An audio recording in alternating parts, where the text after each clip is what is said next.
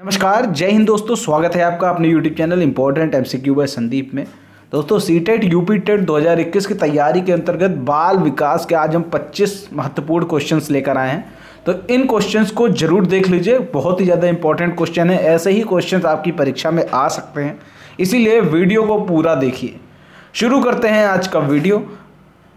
अगर आपने अभी तक चैनल को सब्सक्राइब नहीं किया है तो चैनल को जरूर सब्सक्राइब कर लीजिए, घंटी का निशान दबा लीजिए ताकि ऐसे ही वीडियो का नोटिफिकेशन आपको लगातार मिलते रहे। शुरू करते हैं आज का वीडियो। यहाँ पर जो पहला क्वेश्चन आपके सामने है, निम्न में से कौन सा कथन सही नहीं है?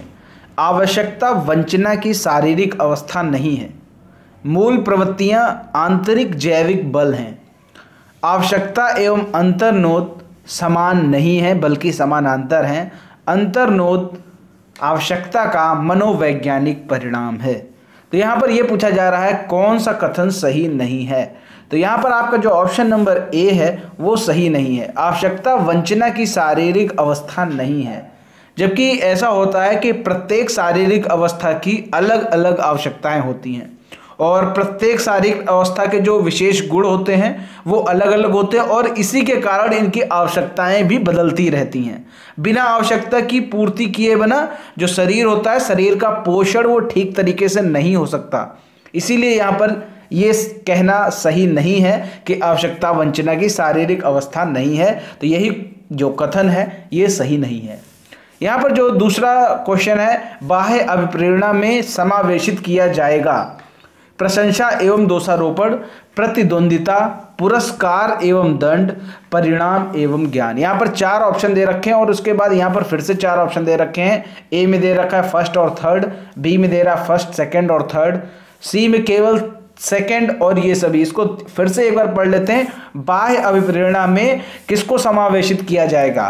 प्रशंसा और दोषारोपण ये बाह्य अभिप्रेरणा ही है।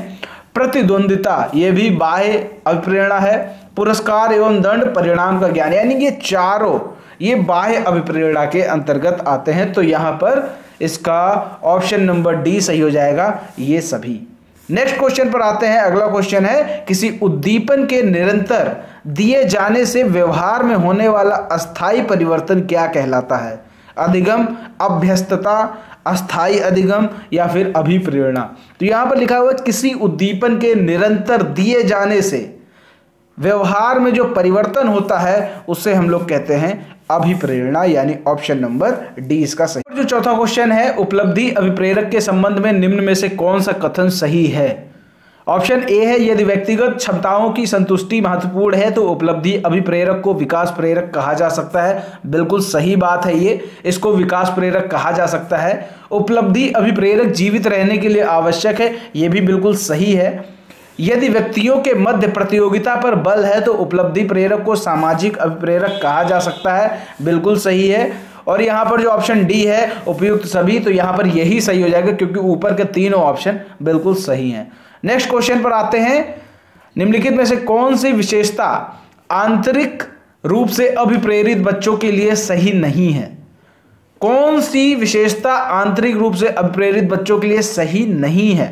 उन्हें कार्य करने में आनंद आता है, बिल्कुल आनंद आता है।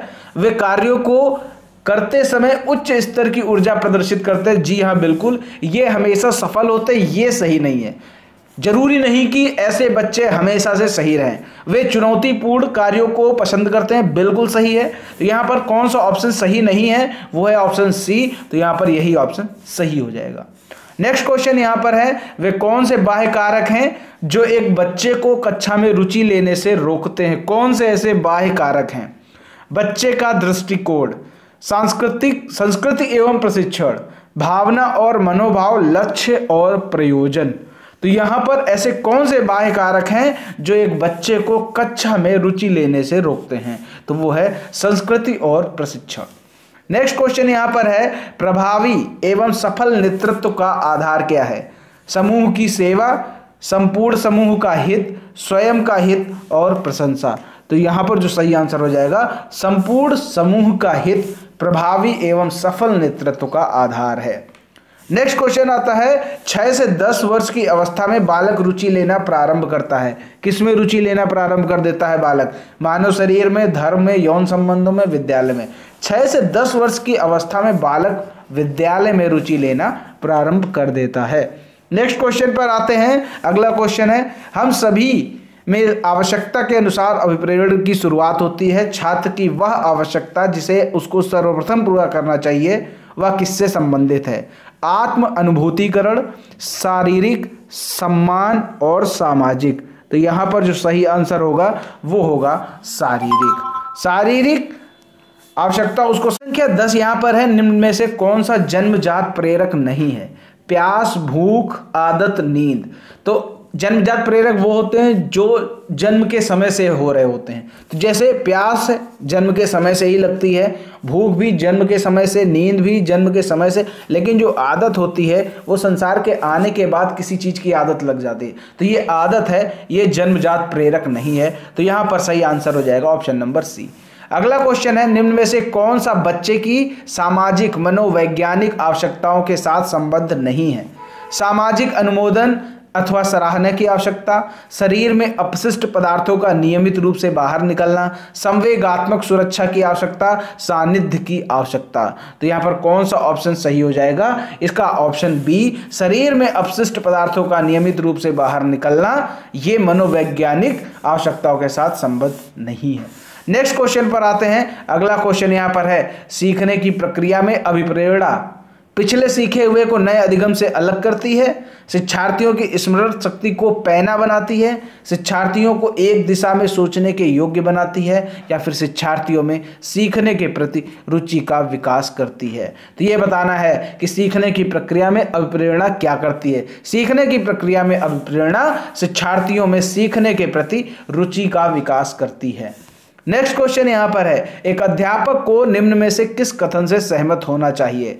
आंतरिक अभिप्रेरणा तब होती है जब अधिगमकर्ता बाह्य संतोषजनक परिणाम का अनुभव करने के लिए कार्य करता है, या फिर बाह्य प्रेरणा तब होती है जब अधिगमकर्ता बाह्य पुरस्कार प्राप्त करने के लिए कार्य करता है। ये बिल्कुल सही है। बाह्य प्रेरणा तब होती है जब अधिगमकर्ता बाह्य पुरस्कार प्राप्त करने के लिए कार्य करता है, तभी बाह्य प्रेरणा होती है। नेक्स्ट क्वेश्चन, प्रश्न संख्या 14 है। यहाँ पर निम्न में से कौन सा उदाहरण अभिप्रेरणा का परिणाम नहीं है? अभिप्रेरणा का परिणाम नहीं है। कोई चीज जब की जाती है, किसी न किसी चीज से प्रेरित होकर की जाती है, तो यहाँ पर आपको ये बताना है कौन सा अभिप्रेरणा का परिणाम नहीं है। राम ने तेजी से आधुनिक एवं प्राचीन ऐतिहासिक प्रवृत्तियों में सहसंबंध स्थापित करने में प्रगति की है, ये तो अभिप्रेरणा का ही परिणाम है। कृष्ण ने नृत्य का समय 1 घंटे से बढ़ाकर 2 घंटे कर दिया, क्योंकि कृष्ण नृत्य सीखना चाहता है, तो उसको एक प्रेरणा मिली हुई है, तो उसने 1 घंटे से बढ़ाकर 2 घंटे कर दिया। जगन ने श्वास लेने की प्रक्रिया में रुचि दिखानी प्रारंभ कर दी। देखो, जो श्वास लेने की प्रक्रिया है वो जन्मजात प्रेरणा है, ठीक है। तो यहाँ पर यही ऑप्शन सही हो जाएगा, क्योंकि ये जो है वो आपका अभिप्रेरणा का परिणाम नहीं है, क्योंकि श्वास लेने की प्रक्रिया तो आपकी जन्मजात होती है, ठीक है। इसमें यह नहीं हो सकता कि हम श्वास लें या ना लें। नृत्य तो एक बार हम करें या ना करें, ये हमारे ऊपर, अब हमारी इच्छा पर डिपेंड करता है, लेकिन जो श्वास लेना है वो तो लेना ही लेना है, इसमें कोई प्रेरणा की जरूरत नहीं होती। तो यही ऑप्शन सही हो जाएगा, क्योंकि यही है जो अभिप्रेरणा का परिणाम नहीं है। नेक्स्ट क्वेश्चन है, मैस्लो के अभिप्रेरणा सिद्धांत को कहा जाता है, क्या कहा जाता है? आवश्यकता का सिद्धांत, अंतर्निहित का सिद्धांत, शारीरिक सिद्धांत, या फिर दृढ़ इच्छा शक्ति का सिद्धांत। तो मैस्लो के अभिप्रेरणा सिद्धांत को कहा जाता है आवश्यकता का सिद्धांत। नेक्स्ट क्वेश्चन है, प्रेरणा का वही संबंध उपलब्धि से है जो अधिगम का किससे है? चिंतन, तर्क, बोध या फिर विवेक। तो ये जो है प्रेरणा का वही संबंध उपलब्धि से है जो अधिगम का बोध से है। नेक्स्ट क्वेश्चन है, भूख और प्यास कैसे हैं? ये जो हैं ये जन्मजात प्रेरक हैं। ऐसी चीजें जो जन्म के समय से ही होती हैं वो जन्मजात प्रेरक कहलाती हैं। नेक्स्ट क्वेश्चन यहाँ पर है, बच्चों को सीखने हेतु प्रेरित करने के लिए शिक्षक को बढ़ावा देना चाहिए। कक्षा में प्रतिभाशाली बच्चों की प्रशंसा करके, प्रतिस्पर्धा करके, सीखने हेतु उचित स्थिति और वातावरण का सृजन करके, कक्षा में प्रथम आने वाले बच्चे को पुरस्कृत करके। बच्चों को सीखने हेतु अभिप्रेरित करने के लिए शिक्षक को क्या बढ़ावा देना चाहिए? सीखने हेतु उचित स्थिति और वातावरण का सृजन करना चाहिए। नेक्स्ट क्वेश्चन पर आते हैं। अगला क्वेश्चन है, एक अभिप्रेरित बालक निम्न में से कौन सा गुण प्रदर्शित नहीं करता है? ये आपको बताना है। सीखने में आवेष्टन, सीखने की इच्छा, आकांक्षा स्तर, समूह में अलगाव। एक अभिप्रेरित बालक निम्न में से कौन सा गुण प्रदर्शित नहीं करता है? वह समूह में अलगाव का गुण प्रदर्शित नहीं करता है। नेक्स्ट क्वेश्चन यहाँ पर है, काफी लंबा क्वेश्चन है। राजेश अति लोलुप पाठक है। वह अपने कोर्स की पुस्तकें पढ़ने के अतिरिक्त प्रायः पुस्तकालय जाता है और भिन्न प्रकरणों पर पुस्तकें पढ़ता है। इतना ही नहीं, राजेश भोजन अवकाश में भी अपना परियोजना कार्य करता है। उसे परीक्षाओं के लिए पढ़ने के लिए अपने शिक्षकों अथवा अभिभावकों द्वारा कभी भी कहने की जरूरत नहीं है। वह वास्तव में सीखने का आनंद लेता नजर आ रहा है। अब आपको ये बताना है वह किसके रूप में सर्वाधिक बेहतर रूप से वर्णित किया जा सकता है? आंतरिक रूप से अभिप्रेरित शिक्षार्थी, शिक्षक अभिप्रेरित शिक्षार्थी, आकलन आधारित शिक्षार्थी या फिर तथ्य आधारित शिक्षार्थी। तो यहाँ पर कौन सा सबसे बेस्ट है? तो ये जो है ये आंतरिक रूप से अभिप्रेरित शिक्षार्थी, क्योंकि उसको किसी को कहने की जरूरत नहीं पड़ रही, वो आंतरिक रूप से पढ़ना चाहता है, इसीलिए ये जो सही होगा आंतरिक रूप से अभिप्रेरित शिक्षार्थी। नेक्स्ट क्वेश्चन यहाँ पर है, अभाषा 3 शिक्षार्थी हैं जो अंग्रेजी पढ़ते हैं। आ को यह विषय रोचक लगता है, वह सोचता है यह उसके भविष्य में सहायक होगा। बा अंग्रेजी इसलिए पढ़ती क्योंकि वह कक्षा में प्रथम स्थान प्राप्त करना चाहती है। सा इसलिए पढ़ता है क्योंकि उसकी प्राथमिकता सरोकार उत्तीर्ण होने वाले ग्रेड्स प्राप्त करना है। आ, बा और सा के उद्देश्य क्या हैं? क्रमशः आपको बताना है। निपुणता, निष्पादन, निष्पादन उपेक्षा। तो आ यही ऑप्शन सही हो जाएगा, ऑप्शन नंबर ए। जो आ है वो निपुणता के लिए पढ़ रहा है, बा जो है वो निष्पादन के लिए पढ़ रहा है और सा जो है निष्पादन उपेक्षा के लिए पढ़ रहा है। नेक्स्ट क्वेश्चन यहाँ पर है, निम्न में से कौन सी दशाएं ध्यान को आकर्षित करने की आंतरिक दशा नहीं है? उद्दीपन की स्थिति, आवश्यकता या फिर ए और बी दोनों, और ए और बी। ए यहाँ है ए या फिर बी, ए और बी दोनों। तो यहाँ पर कौन सा ऑप्शन सही हो जाएगा? तो दोस्तों यहाँ पर जो है उद्दीपन की स्थिति ये सही हो जाएगा।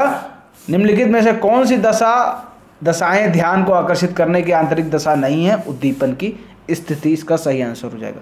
नेक्स्ट क्वेश्चन पर आते हैं, मानव आवश्यकताओं का पदानुक्रम किसने दिया? ये आपको बताना है। तो ये पदानुक्रम दिया है मैस्लो ने। मानव आवश्यकताओं का पदानुक्रम मैस्लो द्वारा दिया गया। नेक्स्ट क्वेश्चन पर आते हैं, एक व्यक्ति का जीवन में नाम व प्रशंसा कमाने की इच्छा किस प्रकार का अभिप्रेरक है? ये आपको बताना है। आंतरिक अभिप्रेरक, मनोवैज्ञानिक अभिप्रेरक, दैनिक अभिप्रेरक या फिर बाह्य अभिप्रेरक। तो यहाँ पर जो सही आंसर हो जाएगा वो हो जाएगा आंतरिक अभिप्रेरक। आंतरिक अभिप्रेरणा वह होती है जो मनुष्य के मन या अंतरात्मा से निकलती है, और ये जो अभिप्रेरणा है इसके द्वारा व्यक्ति जीवन में नाम व प्रशंसा कमाने की इच्छा रखता है। नेक्स्ट क्वेश्चन यहाँ पर है, लास्ट क्वेश्चन इस वीडियो का, बालक में क्रियाओं को नियमित करने तथा रुचि उत्पन्न करने के लिए कौन सा कारक उत्तरदायी है? प्रेरणा, ज्ञान, स्व अध्ययन या फिर समझ। तो बालक में क्रियाओं को नियमित करने तथा रुचि उत्पन्न करने के लिए कौन सा कारक उत्तरदायी है? वो है प्रेरणा। जब बालक को प्रेरणा मिल जाएगी किसी काम को करने की, तो उस कार्य को वो बड़ी रुचि और अनुशासन पूर्वक करेगा। तो ये है 25 क्वेश्चन। उम्मीद करता हूं कि ये 25 क्वेश्चन आपके लिए काफ़ी ज़्यादा हेल्पफुल रहेंगे। और ज़्यादा आपको वीडियो देखने तो नीचे डिस्क्रिप्शन में कई वीडियोस के लिंक दे रखे हैं, आप वहाँ से जाकर उन वीडियोस को जरूर देख लीजिए। वीडियो पसंद आया हो तो वीडियो को लाइक करें, शेयर करें। चैनल को सब्सक्राइब नहीं किया तो चैनल को सब्सक्राइब करके घंटी का निशान जरूर दबा लें, ताकि ऐसे ही वीडियो आपको लगातार मिलते रहे। मिलते हैं दोस्तों अगले वीडियो में, तब तक के लिए जय हिंद, जय भारत।